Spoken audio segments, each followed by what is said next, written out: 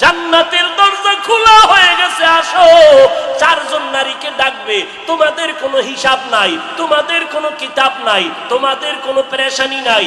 জান্নাতের 8টা দরওয়াজা, সব দরজা দিয়া ডাকবে, আসো। জান্নাতের হুর তোমাদের জন্য অপেক্ষা করতেছে, জান্নাতের বিছানা তোমাদের জন্য রেডি। কেন? তুই সূর্যের গরম যেন না লাগে, কারণ সূর্যের গরম লাগলে মাথার মগজগুলো টাস টাস করে ফেটে যাবে।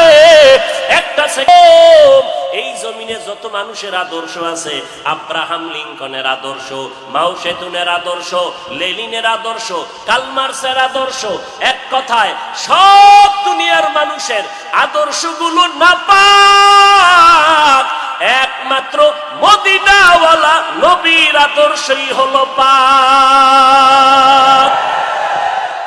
সমস্ত মানুষের আদর্শ নাপাক, মদিনার নবীর আদর্শ কেন পাক? দুনিয়ার মানুষের আদর্শ নাপাক হওয়ার কারণ তার চোখ দুইটা নাপাক, তার হাতটা নাপাক, তার দিমাগ নাপাক। কারণ আমি নাপাক কেন? বক্তা হইয়া চেয়ারে বসে মজার মজার বয়ান দিলাম, কিন্তু এই এলাকার মানুষ জানে না আমার হাতটা কি পরিমাণ গুনার কাজ করেছে, আমার জবানটা কি পরিমাণ অপরাধ করলো, আমার চোখ দুইটা কি পরিমাণ অন্যায় করেছে। এই এলাকার মানুষ যদি জানতো, আমার চেয়ারে বসে বয়ান করার সুযোগ দিত না। আল্লাহ কয়, বান্দা আমি তোর সম্মানটারে নষ্ট করি নাই, কারণটা কি জানো? তুই বড় আলেম এই জন্য না, তোর বডির মধ্যে আছে পয়গম্বরের আদর্শ, আর তুই মুহাম্মদের উম্মত হওয়ার কারণে তোর ইজ্জত নষ্ট করি নাই।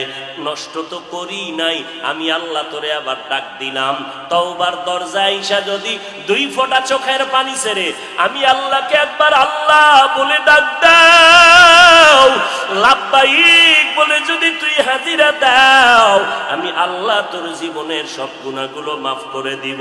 কারণ আমি চাই না আমার মায়ার নবীর উম্মতেরা জাহান্নামে যাবে, কারণ একটা সেকেন্ডের আযাব আমার কোনো বান্দা সহ্য করার শক্তি হবে না। আম্মা জান আয়েশা বলেন, একদিন দেখি আমার মায়ার নবী আমার হুজরায় বসে গুনগুন গুনগুন করে কান্না করেন। আমি আয়েশা বললাম, নবী আমার কোনো ভুলের কারণে আপনি কাঁদেন, আমার কোনো ব্যবহারে কষ্ট পাইয়ে আপনি কাঁদেন নাকি?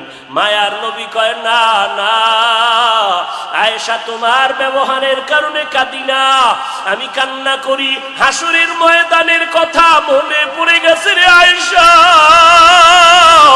ওই হাসরের ময়দানটা কেমন ভয়ঙ্কর হবে, ওই কথা মনে পড়ে যাওয়ার কারণে আমি কান্না করি।